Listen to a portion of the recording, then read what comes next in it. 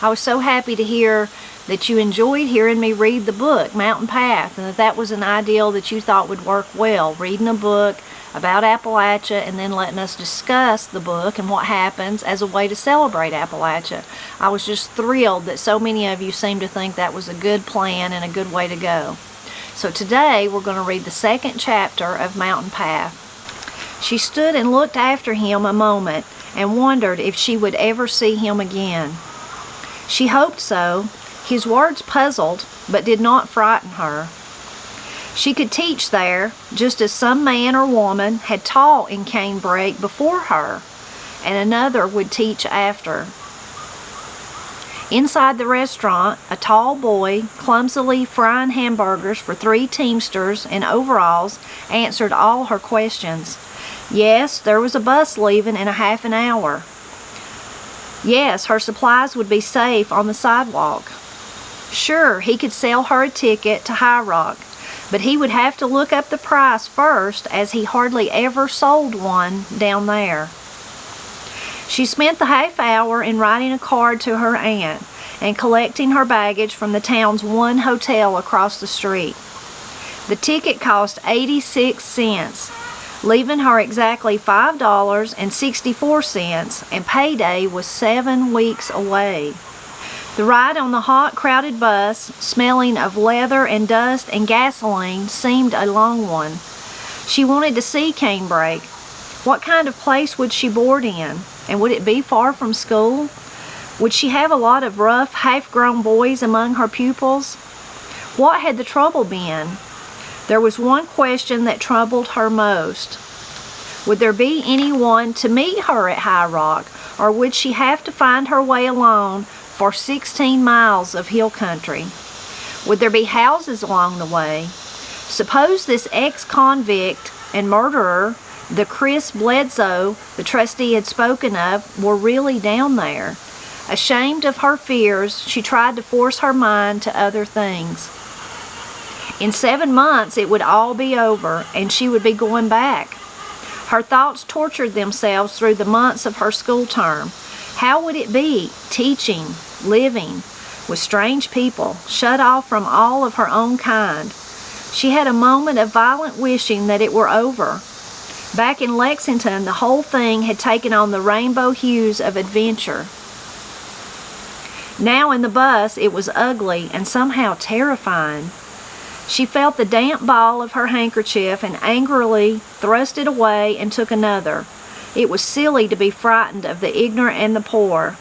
She saw her own reflection in the narrow strip of mirror between 2 windows, and felt a hot dissatisfaction with herself that she should look so young and scared and unschool-teacherish, and wished for long hair done in a neat little brown bun at the nape of her neck, rather than this short flying stuff that was forever getting into her eyes and tickling her ears.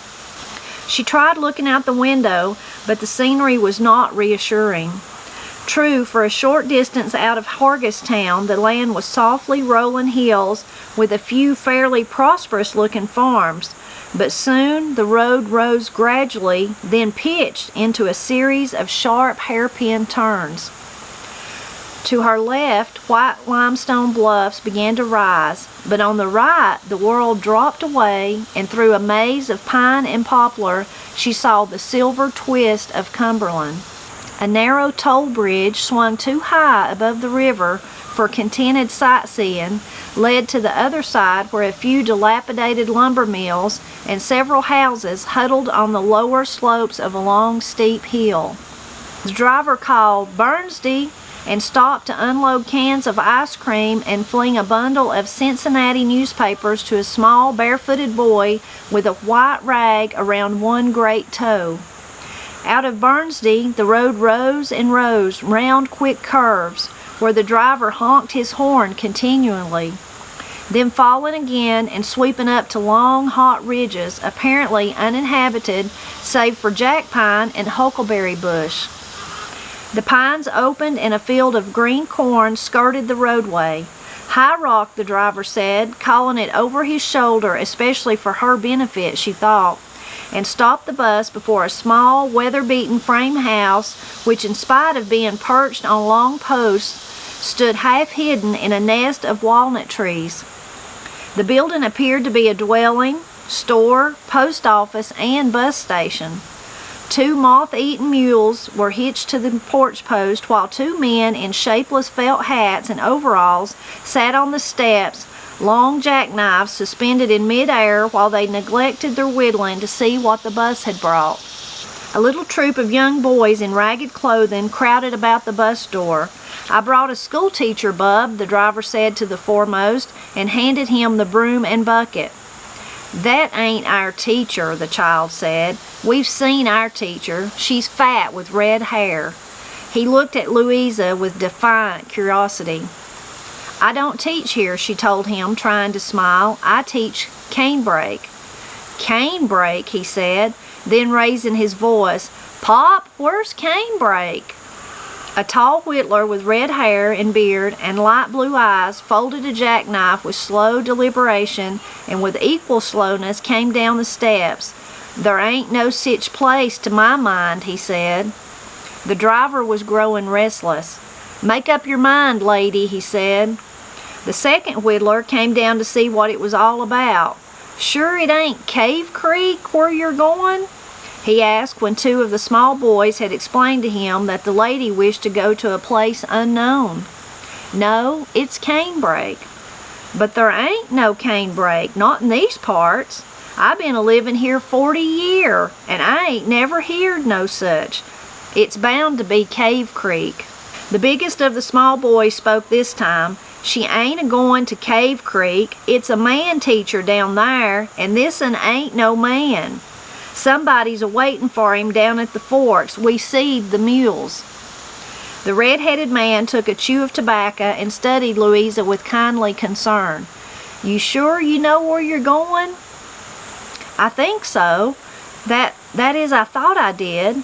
I mean, I know the name, but not where the place is or how to get there," she told him, finding the steel blue eyes of the man a hard thing to talk to. Unnoticed by anyone, a small, thin woman in a calico sunbonnet came down the steps. She stood hesitant on the edge of the crowd for a moment, then reached out and plucked the red-headed man by a blue shirt sleeve.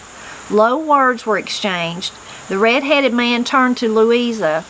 "Lizzie here says that Cave Creek is canebrake on the school records. She seed a teacher's book onct. Cave Creek's the post office, and I reckon somebody named the school different. That new superintendent didn't think to tell you. Get back on and go to the forks." The timid woman spoke again, loud enough for Louisa to hear. The superintendent surely wouldn't send a little stranger woman to that place. "Don't talk so much, Lizzie," the red-headed man said, and turned to Louisa again. "You're on the right track. Just climb on the bus and keep a-going." "But I thought you said a man was there."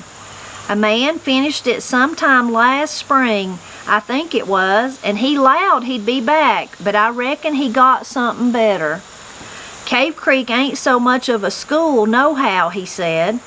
She thought it strange that he should so evidently try to put comfort into his last remark, as if he thought that she would not go to the place or stay long if she did go. "Come on, lady, and I'll take you to the forks," the bus driver said, with no attempt to conceal his impatience, and rescuing the broom from one of the small boys who had straddled it and was now crying that his mule had the studs. The forks was 2 miles farther down. A wagon track, half obliterated by an olive-green carpet of pine needles, struggled away through the black trunks of tall pines.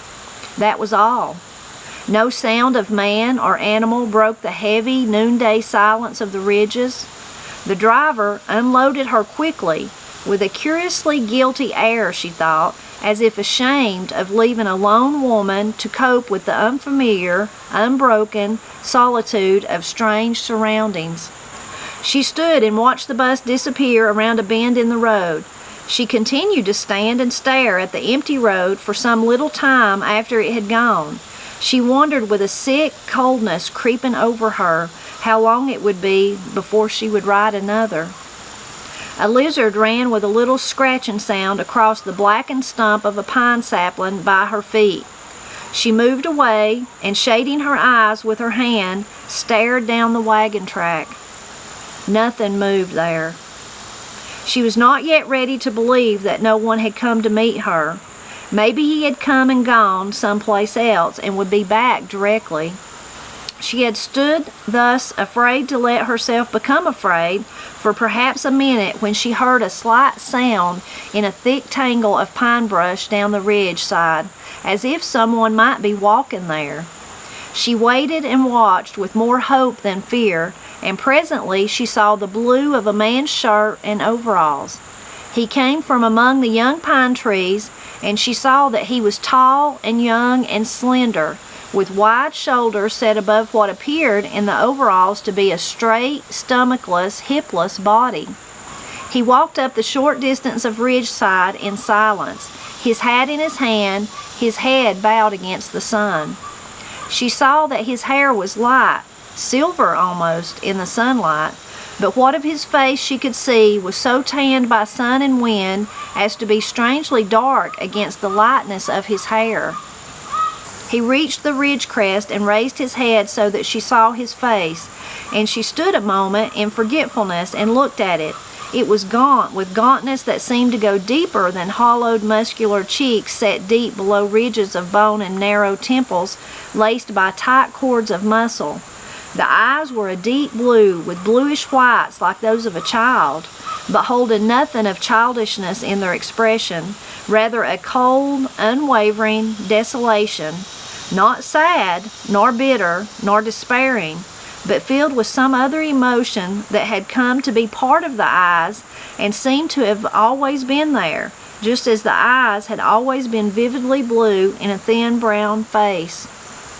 She saw the white line of his teeth showing lightly between thin lips, the upper somewhat short, with a tendency to curl upward so that the man's face seemed fixed into a little smile until one looked into his eyes. She stood in silence until he had come up to her. He did not smile or speak or reassure her in any way, but she was not afraid. "I want to go to Canebrake," she said. "Do you know the way?" "I guess you mean Cave Creek," he answered, and his voice held a tinge of the outlands, as if he had been away and mixed with other people and not lived always in the hills. "I'm looking for a teacher," he went on, "and you're all I see, so you must be the one. Lee Buck Cal, my uncle, said there might be one here." She had forgotten her trustee's name, but the words sounded familiar. I suppose I'm the one then.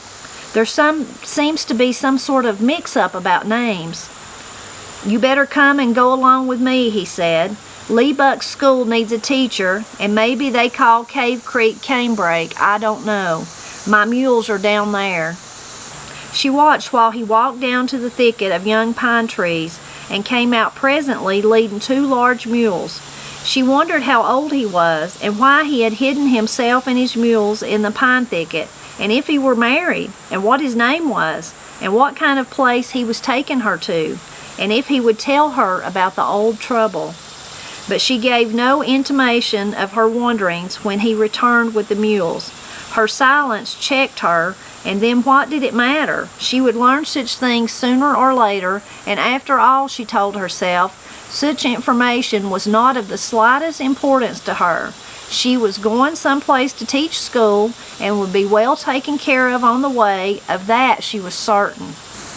She held a feeling of respect for his forethought while he took 4 large gunny sacks from under a saddle, divided her belongings into 4 equal parts, a part for each sack, pinned the sacks 2 together with large nails, and then fastened a pair to the back of each saddle. The disposal of the broom appeared to trouble him for a moment, but soon, with a "Be still, Kate," he strapped it to the back of the saddle of the larger mule.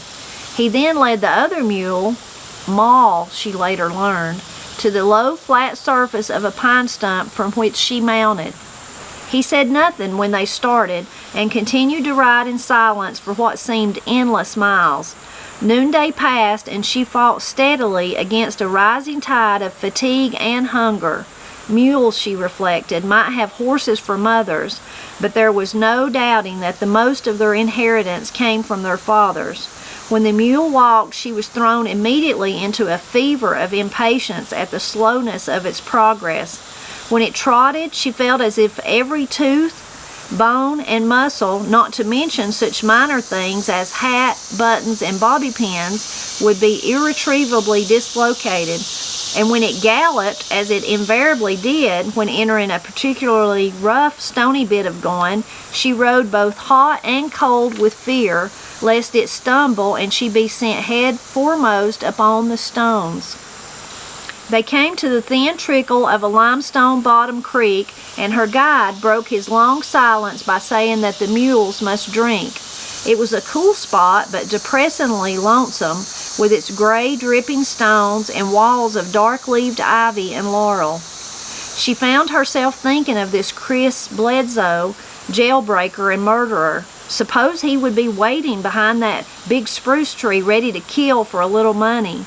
She was not especially afraid, not with this man, but nevertheless she turned to him for enlightenment and possible reassurance. "Did you ever hear of a man named Chris Bledsoe?" she asked, and added, "I heard he killed a sheriff and is hiding out someplace down here." His mule had finished drinking, and the man made a little business of re-snapping a bridle rein before answering. "I'm Chris Bledsoe," he said. "Get up, Kate," and with no more words led the way into the road again. So that left us with a cliffhanger. Wow, she was the man she was actually afraid of, Chris Bledsoe. Turns out that's who come to retrieve her, to take her on to Canebrake or Cave Creek to be the teacher. That's an interesting turn of events. We'll have to see how that plays out. The things in this chapter that really stuck out to me is the remoteness of where she's going. Her description of those hills where she's leaving. Well, first of all, when you go back to the first chapter, when she's in Lexington, or when she's in the town, not Lexington, she's comparing it to Lexington. It's remote. It's so much smaller. It's so much different. And then she gets on the bus, and all the way, it's like she's going further and further away from what she knows. So she describes each little town that she comes to as being more remote. Then she stops at the store, and she can't believe how remote that is, and how the store is like store, dwelling, post office, and bus stop all in one, and that's it. There's no other buildings, there's no nothing. So, and the description of the bus climbing up the steep mountain curves, all those things, those really jump out to me. And it sounds like a beautiful place to me. Those are the kind of places I love, the remoteness and the steep mountains and the deep dark hollers, all those things. It reminds me of years ago when Corey and Katie was really little. They took dance classes, and there was a mother there. There's lots of mothers there, but one certain mother that I remember, and she had married, there was a boy that actually I went to school with him. He was older than me, but he had grew up here in Cherokee County, and then he'd moved off somewhere. Well, he met her, married, and then he moved his family back home.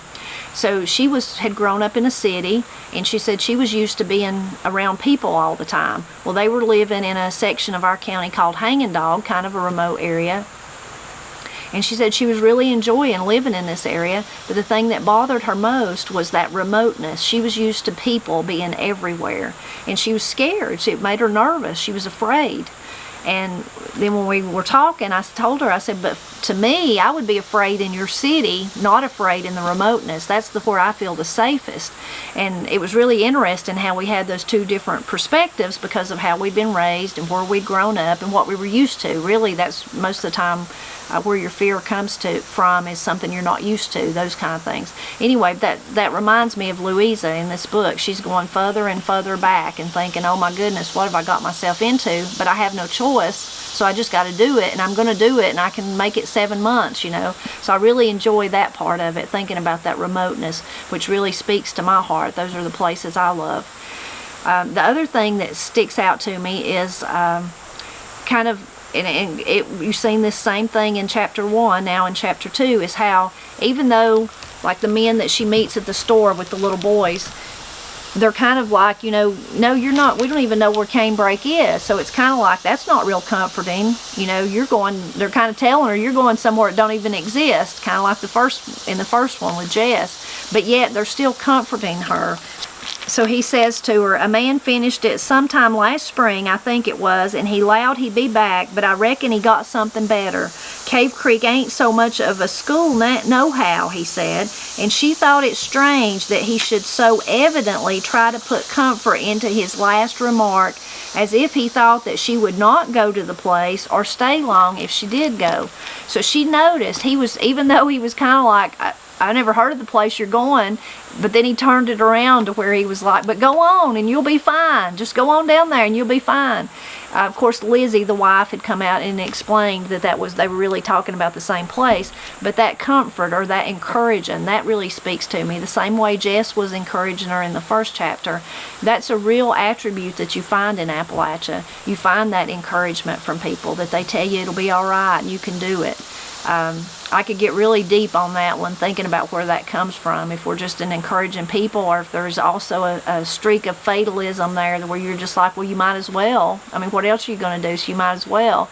But that encouragement really speaks to me as much as the landscape. So I'll be really interested to hear what you thought about this second chapter, and I hope that you'll come back. Of course, we've got to find out now. It left us with a cliffhanger. We've got to find out about that Chris Bledsoe and find out if he's really a bad man, or if maybe those rumors that she had heard about him weren't true after all. We'll just have to wait and find out. So be sure to drop back by, help me celebrate Appalachia, and hear more of Mountain Path.